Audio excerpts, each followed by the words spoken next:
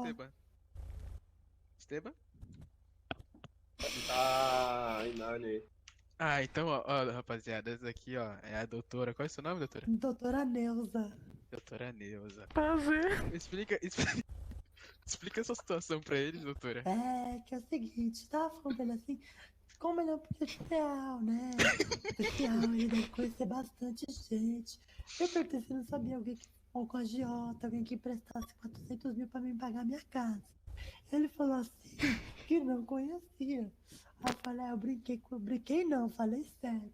Falei assim, então vou ter que dar minha bunda pra poder pagar minha casa. Aí eu falei, você não sabe, conhece alguém não que queira pagar 400 mil pela minha virgindade? Aí eu falei, conhecia, agora eu quero saber quem é o Esteban. Saber quem é. Eu vou querer oferecer os meus serviços.